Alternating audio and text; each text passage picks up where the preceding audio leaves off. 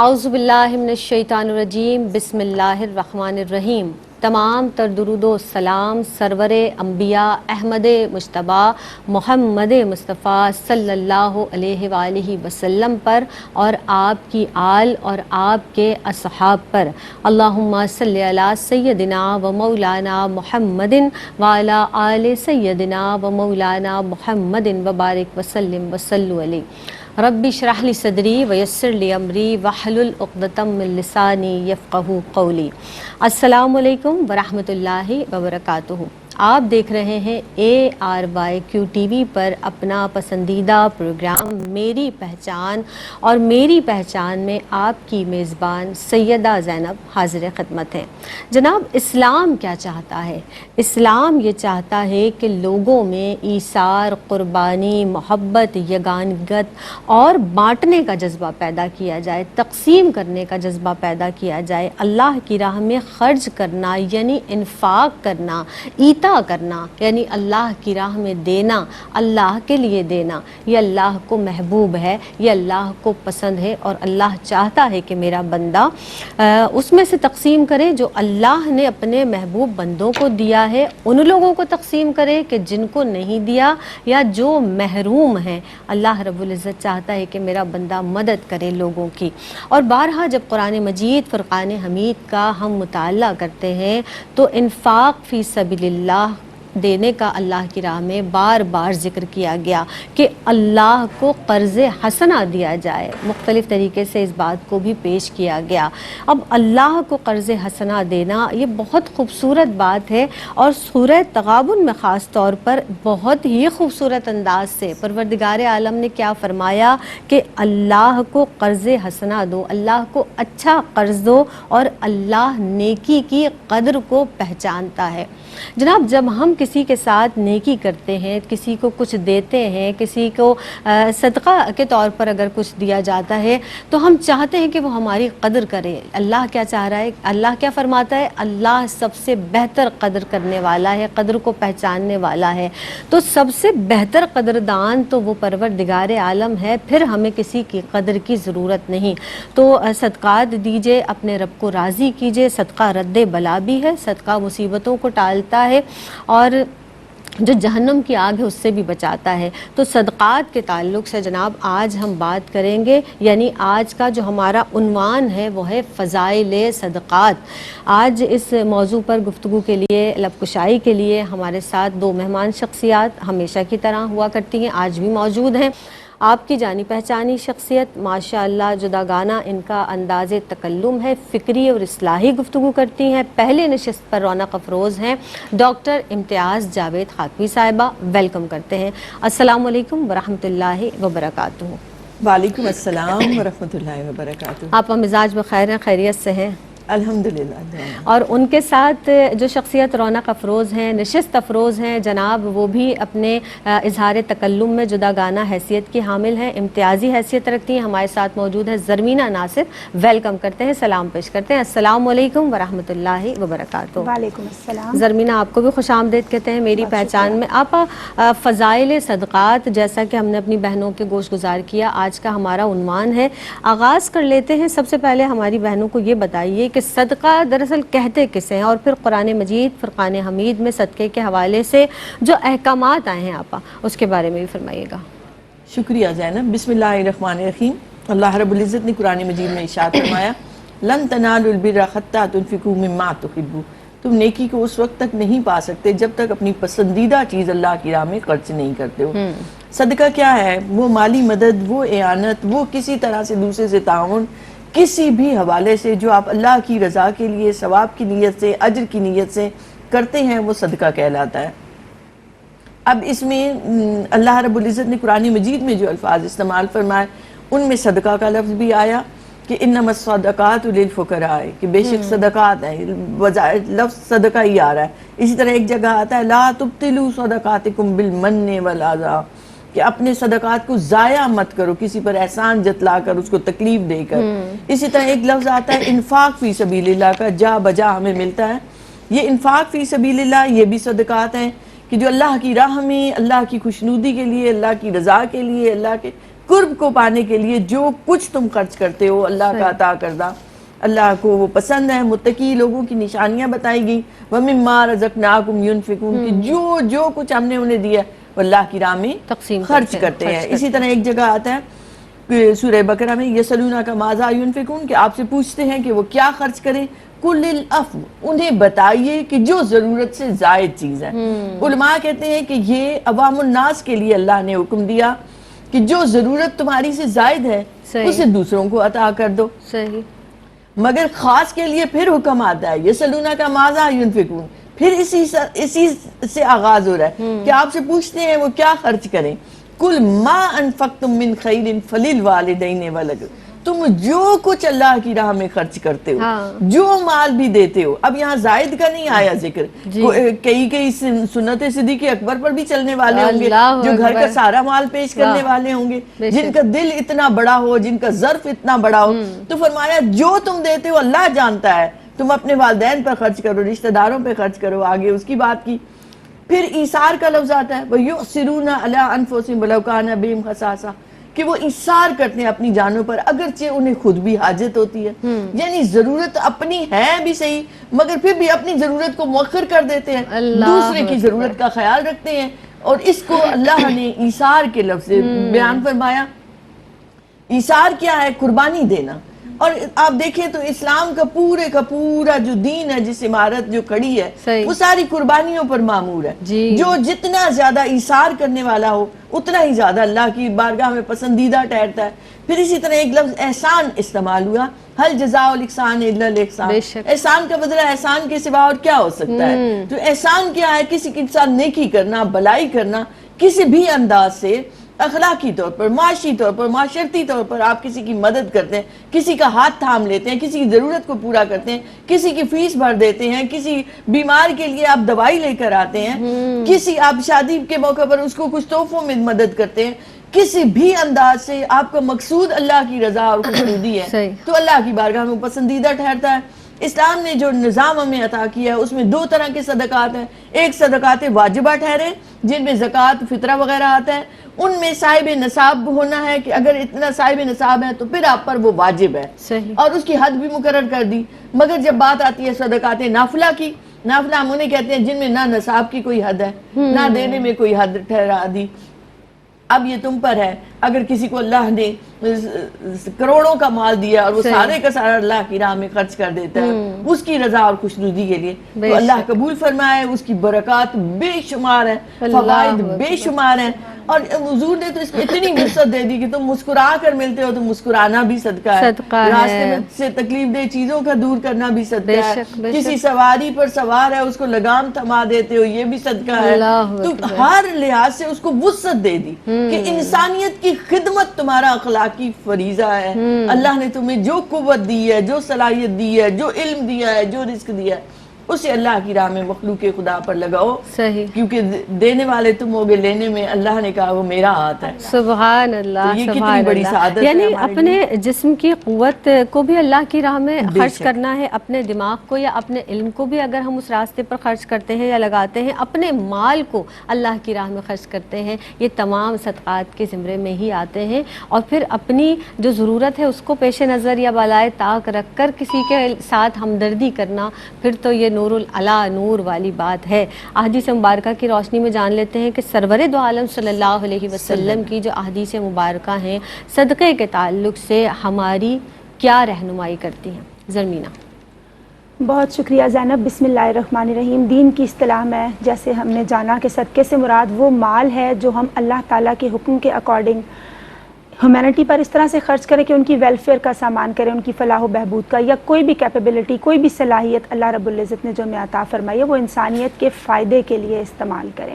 آپ صلی اللہ علیہ وآلہ وسلم کی کثیر احادیث مبارکہ اس حوالے سے ہماری رہنمائی کرتی ہیں۔ آپ صلی اللہ علیہ وآلہ وسلم نے ارشاد فرمایا، مفہوم حدیث ہے کہ اگر تم جان لو کہ جب تم صدقہ کرتے ہو تو صدقہ لینے والے سے پہلے وہ اللہ تعالیٰ کے ہاتھ میں آ جاتا ہے، تو دینے والا جو ہے صدقہ دینے والا اس کو صدقہ لینے والے سے زیادہ لذت محسوس ہو۔ پھر آپ صلی اللہ علیہ وآلہ وسلم نے ارشاد فرمایا کہ روزانہ 2 فرشتے اللہ تعالیٰ کے حکم سے نازل ہوتے ہیں، ایک دعا کرتا ہے کہ یا اللہ جو اپنا مال اللہ کی راہ میں دے رہا ہے اس کو اس کا ریپلیسمنٹ یعنی نعم البدل عطا فرما، اور جو محدود کر رہا ہے اس کو اللہ کی راہ میں تقسیم نہیں کر رہا، اس کے مال کو تلف فرما۔ ہم سوسائٹی میں دیکھتے ہیں زینب کہ دیکھیں جو لوگ اللہ کی راہ میں اپنا مال خرچ کرتے ہیں یا کیپیبلٹی یا صلاحیت کسی بھی طرح سے، جیسے کہ باجی جان نے عمدگی سے وضاحت کی، کسی کے لیے خوشیوں کا فائدے کا سامان کرتے ہیں تو ان کے ساتھ فرشتوں کی دعا ہوتی ہے، ان کا مال بڑھتا چلا جاتا ہے، اللہ تعالیٰ نے بے حد برکات عطا کرتا ہے۔ اور جو لوگ اپنے مال کو محدود کر کے صرف خود کی اپنی ذات تک ہی رکھنا چاہتے ہیں یا اپنی فیملی تک ہی رکھنا چاہتے ہیں، ہم دیکھتے ہیں کہ بے برکتی پھر ان کو آ لیتی ہے، روڈ ایکسیڈنٹ کی فارم میں، بیماریوں کی فارم میں ان کا وہ مال تلف ہوتا ہوا نظر آتا ہے۔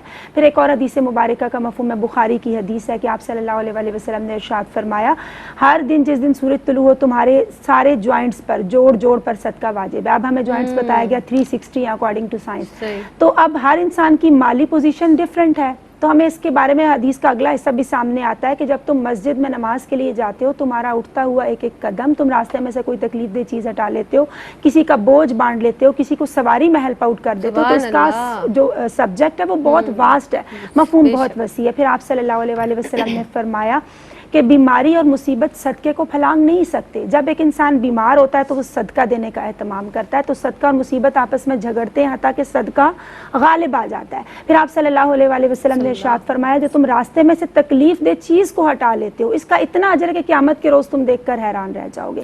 حضرت ابو ذر غفاری رضی اللہ تعالیٰ نے روایت کرتے ہیں کہ آقا علیہ الصلوۃ والسلام نے ارشاد فرمایا، اچھی بات کہنا بھی صدقہ ہے، اللہ تعالیٰ کا شکر ادا کرنا، اللہ کی حمد بیان کرنا۔ پھر اہل بیت اطہار کا جیسے تذکرہ ہے شکران نعمت کے طور پر، ان کے فضائل و مناقب بیان کرنا، ہم جانتے ہیں ان کے محبت بھرے میسج کو عام کرنا زینب، کیونکہ سب کچھ ہمیں محمد والے محمد صلی اللہ علیہ وسلم کے صدقے سے ہی تو عطا ہوا ہے۔ پھر ایسی کوئی بات کہنا جس سے کسی کی پریشانی کم ہو جائے، کسی کی تکلیف میں کمی آ جائے، لیکن یہاں پہ ہمیں کیئرفل ہونے کی ضرورت ہے کہ بعض اوقات اس طرح کی بات کی جاتی ہے کہ انسان کو ہدایت کی طرف بھی لے جا سکتی ہے اور کسی کو گمراہی کی سمت بھی خدا نخواستہ لے جا سکتی ہے، تو یہاں کیئرفل ہونے کی ضرورت ہے۔ پھر آپ صلی اللہ علیہ وسلم کا ارشاد پاک ہے کہ صدقہ ایسی دیوار ہے جس کو مصائب و علام پھلانگ نہیں سکتے ہیں۔ پھر آپ صلی اللہ علیہ وسلم کی حدیث مبارکہ ہے بخاری میں 1419، جب آپ صلی اللہ علیہ وسلم سے پوچھا گیا کہ سب سے افضل صدقہ کون سا ہے، تو میں اختصار کے ساتھ یہاں کوٹ کرتی ہوں کہ آپ صلی اللہ علیہ وسلم نے فرمایا، جو تم اس وقت دو جب تم تندرست ہو، کیونکہ عموماً بیماری کی جب حالت میں ہوتے ہیں تبھی صدقہ دیا جاتا ہے، جب تمہیں فاقے کا ڈر ہو، جب تم مال بڑھانے کی تگ و دو میں مصروف ہو، جب تمہیں زندگی جینے کی امید ہو، اور اس وقت سے پہلے صدقہ کرنا جب تمہاری روح حلق تک نہ آ جائے، یعنی تم ظاہرہ دنیا سے چلے جاؤ گے پھر تو وہ رسا تک مال پہنچ ہی جانا ہے، تو ہمیں کوشش کرنی چاہیے کہ اعلانیہ صدقہ دیں یا پوشیدہ دیں۔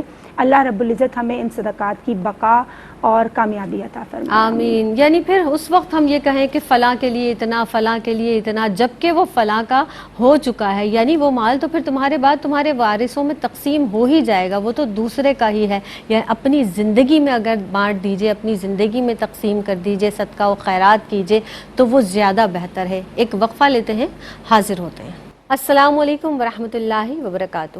میری پہچان میں ایک مرتبہ پھر آپ سب کا خیر مقدم ہے۔ جناب میں ہوں آپ کی میزبان سیدہ زینب، اور آج ہم فضائل صدقات کے حوالے سے بات کر رہے ہیں۔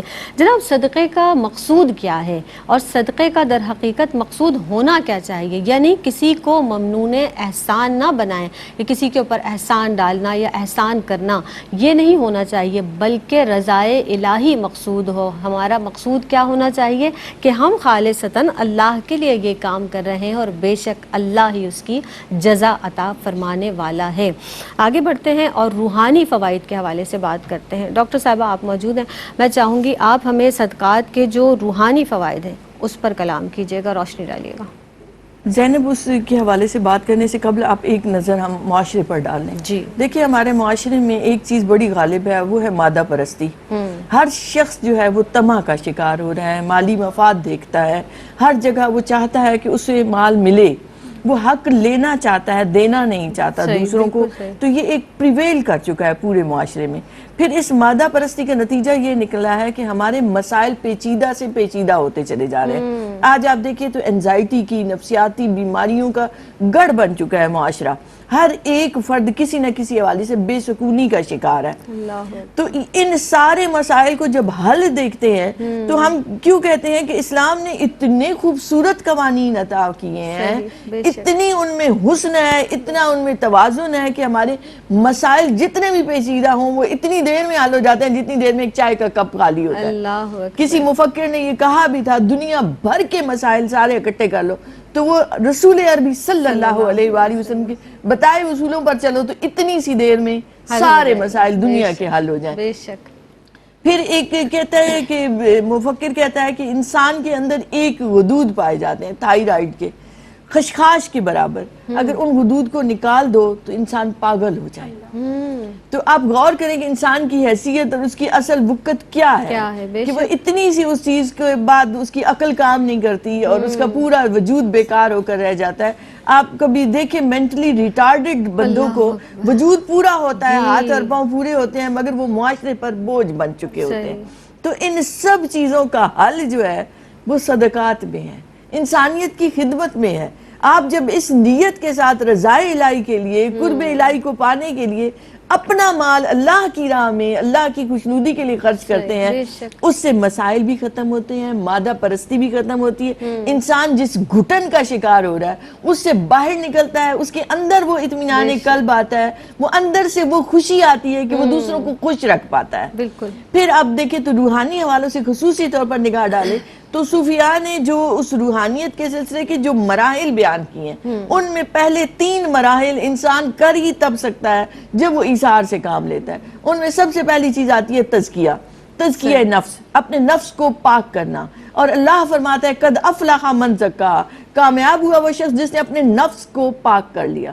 اور قرآن مجید میں دیکھیں الذی یؤتی مالہ یتزکا, جس نے اپنا مال دیا اللہ کی راہ میں اس نے اپنے نفس کو پاک کر لیا. تو یہ پہلا مرحلہ آتا ہے کہ نفس کو اپنے کنٹرول میں کرنا. یہ 2 دشمن ہیں, شیطان اور نفس, دونوں انسان کے ساتھ لگے ہوئے. تو آپ روحانیت کی اس فیلڈ میں قدم ہی نہیں رکھ سکتے. پہلی سیڑھی, پہلا مرحلہ ہی آتا ہے اپنے نفس کو قابو کرنا. اور یہ تب آتا ہے جب آپ کے اندر ایثار آتا ہے, قربانی آتی ہے, احسان آتا ہے, آپ دوسروں کی مدد کرنے والے آتے ہیں. بے شک. دوسری چیز آتی ہے تصفیہ قلب, قلب کو پاک کرنا. قلب کیسے پاک ہوگا کہ اس سے مال کی محبت نکل جائے. لن تنالوا البر حتی تنفقوا مما تحبون, یہ جو حب ہے نا, حب مال, یہ جب تک نہیں نکلتی اللہ کی محبت نہیں آتی. تو اس قلب کو جو اللہ کا عرش ہے جہاں اللہ کا نور آتا ہے, اس قلب کو کیسے پاک کرنا ہے جب آپ اپنی دنیاوی مال و متاع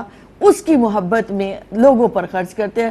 وَيُطْعِمُونَ الطَّعَامَ عَلَىٰ حُبِّهِ, وہ کتنا پسند کرتا ہے کہ میری محبت میں کھانے کھلاؤ, مہمان نوازیاں کرو, مسکین کو دو, یتیم کو دو, اسیر کو دو. یہ اہل بیت کا وہ عمل جس کو یوں سمو دیا گیا قیامت تک لوگ تلاوت کرتے رہیں گے کہ ایسا تم بھی کر کے تو دیکھو. عَلَىٰ حُبِّهِ, محبت اس کی غالب ہو. تو یہ تصفیہ قلب کیسے ہوگا, یہ دوسرا مرحلہ آ گیا. یہ بھی تبھی ہوتا ہے جب مال کی محبت نکل جائے. اور تیسرا مرحلہ آتا ہے تخلیہ, باطن بھی, اس قلب کا بھی ایک قلب ہے وہ بھی غیر سے پاک ہو جائے, کوئی کثافت نہ رہے, کوئی کدورت نہ رہے, کچھ بھی نہ رہے. یہ بھی تبھی ہوتا ہے جب آپ ہر چیز اپنی اللہ کی راہ میں دینے کو تیار ہو جاتے ہیں. اپنے لیے آپ وہ چوز کرتے ہیں جو اللہ نے آپ کے لیے پسند کیا ہے. آپ دیکھیں تو نبی کریم علیہ السلام کو فرمان مبارک ہے تم اس وقت تک مومن نہیں ہو سکتے جب تک اپنے بھائی کے لیے وہ چیز پسند نہ کرو جو تم اپنے لیے کرتے ہو. تو یہ تو اس میں علماء نے بیان کیا کہ خطا کا لفظ آ گیا کہ اس وقت تک جب تک وہ چیز پسند نہ کرو. یہ ادنا درجہ یہ ہے کہ برابری پر لے کر آؤ, اور اعلیٰ درجہ یہ ہے کہ بھائی کو وہ دو جو تمہیں خود پسند ہو. تو جب آپ یہ کرتے ہیں تو تزکیہ بھی ہوتا ہے, تصفیہ بھی ہوتا ہے, دل کی سختی دور ہوتی ہے. نبی کریم علیہ السلام کا فرمان مبارک ہے دل کو نرم کرنا چاہتے, اور نرمی دل جو ہے روحانیت میں بہت اہم ہے کہ آپ کا دل نرم ہو, رقیق ہو. آپ رونا گریا کرنا, اللہ کی بارگاہ میں توبہ کرنا آپ کو تبھی آتا ہے جب دل کی شقاوت دور ہو جائے. دل کی سختی دور کرنے کا سب جو طریقہ بتایا حضور نے کہ یتیم پر ہاتھ رکھو, دوسروں کو کھانا کھلاؤ, اس سے دل کی سختی دور ہو جاتی ہے. اسی طرح قلب کی جو ساری کثافتیں ہیں, بیماریاں ہیں, وہ دور ہوتی ہیں. تو انسان روحانی طور پر اللہ کے قریب ہوتا چلا جاتا ہے, اور یہ قریب ہونے کا ذکر سے اطمینان قلب حاصل کرنے کا سرور وہی جانتے ہیں جو اس سے گزرتے ہیں. صحیح. اور ہم اسی وقت تو اپنی ذات کی نفی کرتے ہیں, اپنی انا کو جو ہم تسکین پہنچاتے ہیں نا اس وقت کہ ہم سب سے زیادہ معتبر ہیں, ہمارا لباس سب سے منفرد ہونا چاہیے, ہمارے پاس جو استعمال کی اشیاء ہیں, جو بھی زیب و زینت کا سامان سامان ہے وہ ہمارے پاس سب سے بہتر ہونا چاہیے. تو کیا کہا گیا, وہی پسند کرو جو اپنے لیے پسند کرتے ہو. تو یہ سب سے پہلے اپنی انا کو ایک چھڑی مارنے والی بات ہے کہ تمہارے پاس جیسا ہے ویسا ہی اپنے بھائی کے لیے پسند کرو, یا اس سے بھی بہتر, یہ تو اور ہی اعلیٰ درجہ ہے.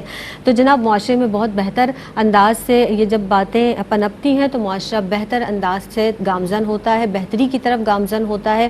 معاشرتی فوائد کے حوالے سے بات کر لیتے ہیں. زرمینہ, یہ بتائیے آپ کے صدقات کے جس طرح آپ نے روحانی فوائد بیان فرمائے ہیں, معاشرتی فوائد کچھ کلام کیجیے گا معاشرتی فوائد پر, صدقات کے معاشرتی فوائد روشنی ڈالیے. جی زینب, بہت اہم سوال کیا آپ نے. بالکل صدقات کے معاشرتی فوائد بھی بہت زیادہ ہے, لیکن صدقہ ہمارے لیے 70 بلاؤں کے دروازوں کو بند کر دیتا ہے, ہماری مصیبتوں کو دفع کرتا ہے, پریشانیوں کو رفع کرتا ہے, مشکلات کو ٹالتا ہے. اور سب سے معتبر نیکی وہ ہوتی ہے جس کا اللہ کے سوا اور کوئی گواہ نہ ہو, کہ یہ ہمارے مال کو ستھرا کرتا ہے, ہمارے من کو بھی پاکیزہ کر دیتا ہے. اور یقیناً من کی دنیا میں تب بہار ہوتی ہے, روح جب ان کے قدموں پہ نثار ہوتی ہے, اور ادب والوں پہ رشک کرتی ہے جنت محمود, رحمت خداوندی ہر گھڑی ہر بار ہوتی ہے. اور حدیث مبارکہ مجھے ایک بہت زیادہ پسند آئی کہ قیامت کے روز اس کا مفہوم ہے, کچھ لوگ عرش کے سائے میں ہوں گے, اس میں ایک عادل بادشاہ ہوگا اور ایک وہ جس نے دائیں ہاتھ سے اس طرح صدقہ کیا کہ اس کے بائیں ہاتھ کو خبر تک نہ ہوئی. اور میں نے یہ بھی پڑھا کہ جو پوشیدہ صدقہ کیا جاتا ہے وہ ہمارے باطنی اعمال کی فہرست میں درج کیا جاتا ہے. پھر حضرت ام المومنین حضرت عائشہ صدیقہ رضی اللہ تعالیٰ عنہ اس طرح سے صدقہ کیا کرتی تھی کہ وہ فقیر کو کہتی تھی آپ دعا دیں گے, جب اس کو صدقے کا مال دیا جاتا تھا تو میں بھی دعا دوں گی, کیونکہ میرے اندر احسان کی فیلنگ نہ آئے کہ میں نے احسان کیا اور پھر اس نے مجھے دعا دی. اور آپ صلی اللہ علیہ وسلم خود اپنے ہاتھ سے دست مبارک سے صدقہ کیا کرتے تھے, اور آپ صلی اللہ علیہ وسلم کا یہ بھی خوبصورت فرمان ہمارے سامنے آتا ہے کہ جو تم صدقہ اللہ کی راہ میں کرتے ہو اپنے حلال مال سے, تو وہ اس طرح سے ہوتا ہے, اللہ کے ہاں اس طرح سے پرورش پاتا ہے جیسے تم کسی بچڑے کو پالتے ہو. اب معاشرتی فوائد کی جانب آتے ہیں. آقا علیہ الصلوۃ والسلام سے عرض کی گئی کہ ہم صدقہ کس طرح سے کریں, جو امیر ہیں وہ لوگ تو صدقہ خیرات اور زکوٰۃ کا اہتمام کر سکتے ہیں. تو آپ صلی اللہ علیہ وسلم نے اس کا وسیع مفہوم بتایا, کسی کو مسکرا کر دیکھنا, کسی کی پریشانی کو دور کرنا, کوئی درخت لگانا, پودا لگانا. اور زینب دیکھیں اس کا ریوارڈ کتنا بڑا ہے کہ بعد از مرگ بھی اس کا ریوارڈ جاری رہتا ہے, کہ آپ کی اولاد نیک اولاد صدقہ جاری ہے.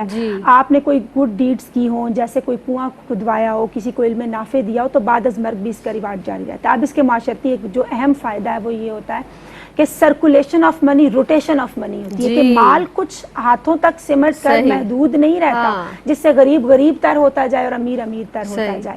اس سے پھر مال امیروں سے غریبوں تک آتا ہے, حقداروں تک ان کا حق پہنچتا ہے, اور پھر معاشرے کے اندر ایک توازن, ایک بیلنس قائم رہتا ہے, معاشرتی اقدار کو بھی تو فروغ ملتا ہے. اچھا, ہمارا مقصد کسی کو بھکاری بنانا نہیں ہے, کہ کوئی خدا نہ خواستہ اپنی ضرورت ہم سے کہے اور ہم پورا کریں, اور اس کو بھکاری بنانا نہیں ہے, بلکہ مقصد یہ ہے کہ رسول اکرم صلی اللہ علیہ وسلم کے پاس جب ایک شخص آیا تھا اور آپ صلی اللہ علیہ وسلم نے اس کو کلہاڑی عنایت کی تھی کہ جنگل میں جاؤ, لکڑیاں کاٹو اور اپنی حلال رزق و روزی کا اہتمام کرو. پھر جو سب سے امپورٹنٹ اسپیکٹ ہوتا ہے فی زمانہ زینب معاشرے میں دیکھنے کو آتا ہے کہ جو امیر جب غریبوں کا حق, غریبوں کو لگتا ہے کہ شاید امیروں تک ہی مال محدود ہو چکا ہے اور یہ ہمارا حق لے رہے ہیں, پھر وہ غلط طریقے سے کرائمز اور جرائم میں مبتلا ہو کر اپنا حق چھیننے کی کوشش کرتے ہیں. معاشرے میں ان جرائم سے ہم بچ جاتے ہیں جب صدقات کا, صدقات نافلہ کا یا خیرات کا, یہ جو بھی نظام ہے معاشرے کے اندر پنپتا ہوا اور زندہ ہوتا ہوا ہمیں محسوس ہو. پھر اسی طریقے سے اور بات بھی اس حوالے سے ہمارے سامنے آتی ہے کہ نیکی کا جذبہ پیدا ہوتا ہے, انسانیت کے درد کا جذبہ پیدا ہوتا ہے, آپ کے دل کو تسکین ملتی ہے. اللہ رسول اللہ صلی اللہ علیہ وسلم آپ سے کس قدر راضی ہوتے ہیں جب آپ ان کے حکم کے اکارڈنگ صدقات دینے کا, دوسروں کی ضروریات کو پورا کرنے کا اہتمام کرتے ہیں. اور زینب, کسی کو اپنے شر سے محفوظ رکھنا, کسی کی دل آزاری نہ کرنا, یہ بھی تو کتنا بڑا صدقہ ہے فی زمانہ جس کی معاشرے میں بہت زیادہ ضرورت ہے. اور شیخ سعدی رحمۃ اللہ علیہ کا بڑا خوبصورت فرمان ہے کہ میں کوشش کے باوجود 2 لوگوں کو تلاش کرنے میں ناکام رہا. ایک وہ جس نے اللہ کی راہ میں دیا ہو اور غریب ہو گیا ہو, اور دوسرا وہ جس نے کسی پر ظلم کیا ہو اور وہ اللہ کی پکڑ سے بچ گیا ہو. تو وہ بڑا خوبصورت ایک کال ہے نا کسی کا کہ دیتے رہیے آتا رہے گا. اور یقیناً حدیث مبارکہ کا مفہوم ہے کہ جب ہم کسی کی ضرورت کو پورا کرنے میں لگے ہوتے ہیں تو اللہ تعالیٰ ہماری ضرورت پوری کرنے میں لگا ہوتا ہے. اگر ہم کسی کی ایک تکلیف کو دور کرتے ہیں تو قیامت کے روز اللہ رب العزت ہماری ایک تکلیف کو دور کرے گا. جائے گا, اور یہ متقین کی صفت بھی تو ہے. اس لیے زیادہ سے زیادہ صدقات دینے کا اہتمام کرنا چاہیے. سبحان اللہ. جناب ہم یہی پڑھتے ہیں کہ کفر اور نفاق کے ساتھ ساتھ یہ جو مال کی محبت ہے نا, یہ بھی دل کے آئینے کو میلا کر دیتی ہے, اور جو دینے کی لذت ہے, جو اطمینان قلب دینے سے حاصل ہوتا ہے, جو طمانیت انسان کے اندر جذب ہوتی ہے, انسان کے اندر اترتی ہے دینے کے تعلق سے, وہ صرف وہی جانتا ہے, اس کی لذت صرف وہی جانتا ہے جو اپنے ہاتھ سے دوسرے کی مدد کرتا ہے. مزید گفتگو کریں گے, حاضر ہوتے ہیں وقفے کے بعد. السلام علیکم ورحمۃ اللہ وبرکاتہ. ایک مرتبہ پھر آپ سب کا خیر مقدم ہے. جناب میں ہوں آپ کی میزبان سیدہ زینب, اور آج ہم فضائل صدقات کے حوالے سے بات کر رہے ہیں, اور ہماری مہمان شخصیات جو ہیں اسی حوالے سے کلام فرما رہی ہیں. جو قیامت میں رنج و ملال انسان کی شخصیت پر ہو جاتا ہے, اللہ رب العزت صدقات کے ذریعے اس سے بھی انسان کو آزاد کر دیتا ہے. یعنی پھر اسے کوئی رنج نہیں ہوتا, غم نہیں ہوتا, ملال نہیں ہوتا. اور جو مزدوری ہم کہتے ہیں نا, جب ہم کوئی کام کرتے ہیں تو اس کی اجرت ہمیں ملتی ہے, لیکن جب ہم صدقہ دیتے ہیں تو اس کی جو اجرت ہے, اس کی جو مزدوری ہے, وہ ہمارے رب کے پاس ہے, اور پھر وہ کس شایان شان طریقے سے اس کی اجرت ہمیں عطا فرمائے گا وہ رب ہی جانتا ہے. مزید کلام کر سکتے ہیں. اب تک کی گفتگو میں ہم نے روحانی فوائد کے حوالے سے, جو صدقے کے روحانی فوائد ہیں اس پر کلام کیا, صدقے کے معاشرتی جو فوائد ہیں اس پر کلام کیا. ڈاکٹر صاحبہ آپ موجود ہیں, اخروی فوائد کی اب بات کر لیتے ہیں. صدقے کے جو اخروی فوائد ہیں اس پر روشنی ڈالیے گا. شکریہ زینب. دیکھیے قرآن مجید میں آتا ہے مَثَلُ الَّذِينَ يُنْفِقُونَ فِي سَبِيلِ اللَّهِ كَمَثَلِ حَبَّةٍ أَنبَتَتْ سَبْعَ سَنَابِلَ, کہ جو اللہ کی راہ میں خرچ کرتے ہیں ایک دانے کے بونے کے برابر, اور اس دانے سے 7 بالیاں نکلتی ہیں, ان پر 100 دانے آتے ہیں. تو وہ دن جس دن ہمیں اجر کی خواہش ہوگی کہ ہمیں بے شمار اجر ملے کسی نیکی کا, اس دن سب سے زیادہ کام آنے والی چیز صدقہ ہے. کہ وہ جو ایک دانہ بھی دیا ہوا ہوگا تو وہ اللہ کی بارگاہ ہمیں سینکڑوں دانوں میں بدل کر, یعنی اس کا بے پناہ اجر عطا ہوگا اس دن جب ہمیں ضرورت ہوگی. تو اس لیے ایک صدقہ کرنے والے روایات سے پتہ چلتا ہے, اور ایک وہ جنہوں نے اللہ کی راہ میں جان دی. یہ دو وہ لوگ ہیں کہ جو آرزو کریں گے کہ ہمیں پھر موقع ملے, تو وہ کہتا ہے, شہید کہتا ہے کہ میں پھر جان دوں اللہ کی راہ میں. اس کا اس نے اجر اور ثواب اور اس کی برکات اور اس کی تجلیات کو جو اس نے ملاحظہ کی ہوتی ہیں نا, تو وہ کہتا ہے پھر جان ملے تو میں پھر اللہ کی راہ میں دوں. اور دوسرا صدقہ کرنے والا, وہ جب دیکھتا ہے کہ اس کے فرائض, اس کی عبادات, ان میں کہیں بڑھ کر وہ صدقہ اللہ کی بارگاہ میں اتنا مقبول ہوا کہ اس کا اجر جو اسے عطا ہوا, تو وہ کہتا ہے مجھے پھر موقع ملے زندگی میں جانے کا, دنیا میں, اور میں پھر اس سے بڑھ کر صدقہ کروں. سبحان اللہ.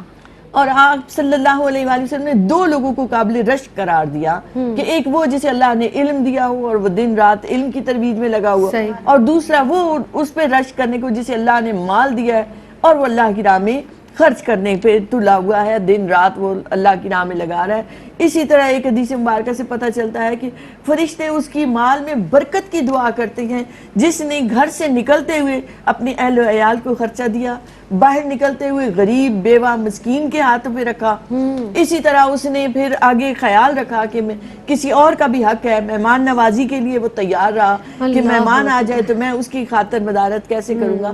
تو برکت ہی برکت اسے عطا ہوتی ہے, اور یہ برکتیں یاد رکھیں اجر کی صورت میں, ثواب کی صورت میں, برکات کی صورت میں جو عطا ہوتی ہیں وہ محدود نہیں ہوتی. ہمارے اعمال محدود ہوتے ہیں, مگر جو اللہ کی طرف سے عطا ہوتی ہے وہ آپ کو دنیا میں بھی برکت کی صورت میں ملتی ہے, وہ قبر میں بھی کام آتی ہے, وہ عالم برزخ میں کام آئے گی, وہ روز محشر حساب کتاب کے وقت کام آئے گی, وہ جنت میں جانے کا سبب ٹھہر جاتا ہے.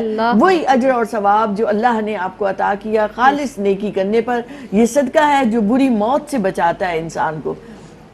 اور جیسے آپ نے بھی کہا کہ اللہ نے اسے قرض قرار دیا, من ذا الذی یقرض اللہ قرضا حسنا, کون ہے جو اللہ کو قرض دے گا, اور قرض حسنا. تو قرض اس لیے علماء کہتے ہیں کہ اللہ نے قرار دیا کیونکہ قرض واجب ہو جاتا ہے, واپس لوٹانا ہوتا ہے لازم.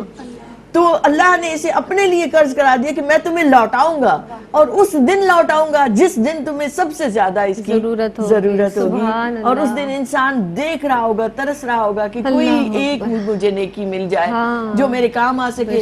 پھر آپ دیکھیں تو صدقہ جاریہ وہ چیز ہے کہ جو کام آنے والی ہے اس دن حساب کتاب کے وقت, 3 چیزیں، ایک علم جس بندے نے بانٹا ہو اور علم جن کو دیا ہے وہ آگے بانٹ رہے ہیں، وہ اس دن اس کے کام آئے گا. جسے حضور نے بتایا 3 لوگوں کے بارے میں، ایک جس نے صدقہ جاریہ، صدقہ جاریہ ہم اسے کہتے ہیں جس نے کوئی مسجد بنوا دی، کوئی مدرسہ بنوا دیا، کوئی اسکول کھول دیا جس سے لوگوں کو نفع بخشی پہنچ رہی ہے، کسی نے ہاسپٹل بنوا دیا. تو یہ صدقہ جاریہ ہے کہ جب تک وہ ہوتا رہے گا جاری رہے اس گا، بندے کو ثواب ملتا رہے گا. اسی طرح تیسری چیز نیک اولاد، وہ نیکیاں کرتی ہے، صحیح. والدین کے لیے اجر اور ثواب جاتا ہے.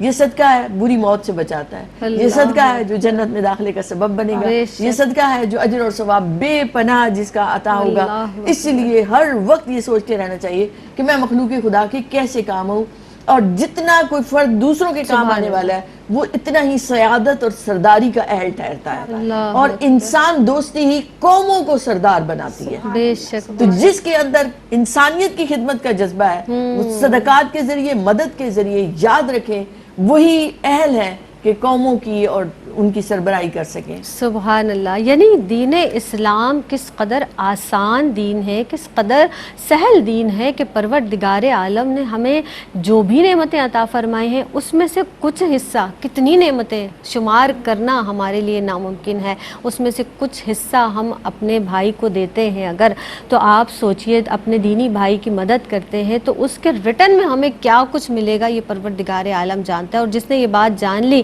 سمجھ لی، باندھ لی اب گرہ سے، تو اس کو فائدہ ہی فائدہ ہے. زرمینہ آپ کی جانب بڑھیں گے. صدقات کے جو اولین مستحق ہیں، اب تو صدقات کی اہمیت تک تو ہمیں پتہ چل گیا، اس کے فوائد بھی. مستحق کون افراد ہیں، کن لوگوں کو صدقہ دیا جائے، کون حقدار ہیں، فرمائیے. بہت شکریہ زینب. دیکھیے ہمیں کتنی لمبی فہرست پتہ چل گئی کہ ہم کس کس طرح سے اپنی کسی صلاحیت کے تھرو، مال کے تھرو، حسن اخلاق کے تھرو لوگوں کے ساتھ اچھے اعمال کر سکتے ہیں، صدقات کا اہتمام کر سکتے ہیں. میں اس تاجدار مدینہ کی رحمت پہ خلوص دل سے بڑا اعتبار رکھتا ہوں. جہنم کی نہیں جرت کے جلائے محمود محمد و آل محمد صلی اللہ علیہ وآلہ وسلم سے پیار رکھتا ہوں. تو کس طرح سے آپ صلی اللہ علیہ وآلہ وسلم اور آپ کا گھرانہ نیڈی پیپل کی ہیلپ کیا کرتے تھے، آج ہمیں یہ تلاش کرنے کی ضرورت ہے کہ حقدار کون ہے ہمارے ارد گرد. سب سے پہلے تو obviously ہمارے رشتہ دار ہیں، ہمارے بہن بھائی ہیں، کون مستحق ہے. فی زمانہ بہت معذرت کے ساتھ یہ صرف ایک رسم بن کے رہ گئی ہے کہ لوگ قربانی کے پیسے دے دیتے ہیں کہ بس ٹھیک ہے اس سے قربانی کر لیجئے گا.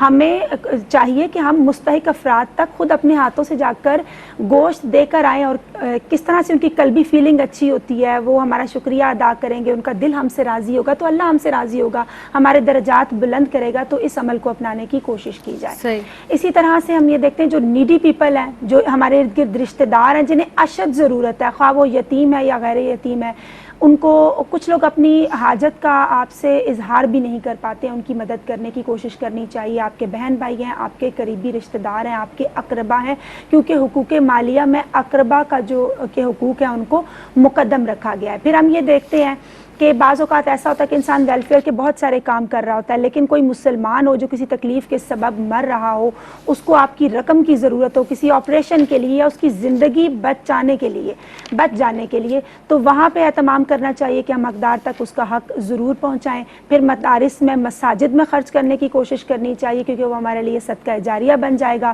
پھر جو لوگ عالم بن رہے ہوتے ہیں، بچے یا عالمہ بن رہی ہوتی ہیں، ان کی ہیلپ آؤٹ کرنے کی کوشش کریں اگر ان کو ہماری مدد کی ضرورت ہے، کیونکہ یہ بھی ایک صدقہ جاریہ ہے کہ جب تک وہ عالم یا عالمہ بنیں گے، اچھے پیغامات دین کے لوگوں تک پہنچائیں گے، تو اللہ تعالیٰ پھر ہماری مدد کرتا رہے گا اور ہم سے راضی ہوگا. پھر اس طرح سے ڈیمز پہ خرچ کرنا، کچھ لوگ کہتے ہیں کہ یہ نہیں کرنا چاہیے، یہ ضرور کرنا چاہیے، اور آپ کا مطمع نظر کیا ہو؟ اللہ کی رضا اور خوشنودی کہ ڈیم بنے گا، مذہب اور ملک ترقی کرے گا. ان کی ترقی کا بڑا اہم لنک ہوتا ہے. معیشت ترقی کرے گی، نوجوان لوگوں کو روزگار ملے گا، اس سے بجلی پیدا ہوگی، جانور اور انسان پانی سے سیراب ہوں گے. اور کئی لوگ کہتے ہیں فیوچر میں دیکھا جائے گا ہم ہوں گے یا نہیں. تو دیکھیں صرف اپنے فیوچر کو برائٹ کرنے کے لیے آپ نہ کریں، اپنی ذات سے قطع نظر دوسروں کے لیے آپ سوچ کر دیکھیں کہ اللہ پاک آپ کو کتنی اس معاملے میں تسکین عطا کرتا ہے. دلی سیٹسفیکشن ہوتی ہے نا جب ہم کسی کی مدد کرتے ہیں. پھر آپ دیکھیں جیسے میں نے کہا کہ حقوق مالیہ کے اندر رشتہ داروں کے یا اقربا کے حقوق کو مقدم رکھا گیا ہے. حدیث مبارکہ کا مفہوم ہے کہ جب کوئی اپنے محتاج یا نیڈی جو لوگ ہوتے ہیں قریبی، اپنے بہن بھائی ہیں یا رشتہ دار ہیں دیگر، ان کو چھوڑ کر دوسروں کے لیے ویلفیئر کا کام کرتا ہے یا صدقہ کرتا ہے تو اللہ قیامت کے روز نظر رحمت نہیں فرمائے گا کہ اس نے ان پر تصدق کیا. ٹھیک ہے، کیونکہ ہمیں حکم دیا کہ اپنے بہن بھائیوں کا کوشش کریں، خیال رکھیں، ان کی مدد کریں، صدقات نافلہ کی ان کو ضرورت ہے ضرور کریں. محبت تو الفت کے جذبات پیدا ہوتے ہیں، رنجشیں دور ہوتی ہیں، صلہ رحمی کا جذبہ بیدار ہوتا ہے، انسانیت کا درد محسوس کرنے والے بن جاتے ہیں. اور اسلام کا کتنا پیارا اور نفیس زینب ایک نظام ہے نا کہ بے معاشرے شک، کے اندر بے شک. اعتدال قائم رہتا ہے، ایک توازن، ایک بیلنس قائم رہتا ہے. اور جب لوگ صدقات کرتے ہیں تو اللہ پاک ان کے درجات میں بلندی بھی عطا فرماتا سبحان ہے. اللہ. اور ہم سے پوچھا جائے گا نا کہ مال کہاں سے کمایا، کہاں خرچ کیا، اس کے جواب کی تیاری ابھی سے کر لیں تو بے یقیناً شک. کامیابی ہمارا سبحان مقدر ہوگی. اللہ، سبحان اللہ. اب جس طرح سے جو ہمارے رحم کے رشتے ہوتے ہیں نا، ان کے اوپر تو زیادہ خرچ کرنا چاہیے. اللہ رب العزت بہت خوش ہوتا ہے، اللہ پروردگار عالم. میں چاہوں گی ڈاکٹر صاحبہ آپ موجود ہیں، کوئی میسج اس حوالے سے دینا چاہیں، مختصر سا فرمائیے گا. دیکھیے صدقات، انفاق فی سبیل اللہ، یہ سب اللہ کے لیے بڑے اللہ کی بارگاہ میں مقبول ہوتے ہیں، ان کا اجر عطا ہوتا ہے. تو ہمیں کوشش کرتے رہنا چاہیے کہ ہم سے نفع بخشی پہنچے. حضور نے فرما دیا خیر الناس من ينفع بے الناس، شک. بہترین انسان وہ ہے جو لوگوں کے لیے نفع بخش ہو. بے شک. تو سبحان نفع اللہ. بخشی کے لیے ہر وقت تیار رہیں. جی زرمینہ. میں بھی باجی جان کی بات کو سیکنڈ کروں گی کہ خدا کے بندے تو ہیں ہزاروں، بنوں میں پھرتے ہیں مارے مارے، بے میں اس شک. کا بندہ بنوں گا جس کو خدا کے بندوں سے پیار ہوگا. سبحان اللہ. ڈاکٹر صاحبہ آپ کی آمد کا ہمیشہ سے میں شکر گزار رہتی ہوں.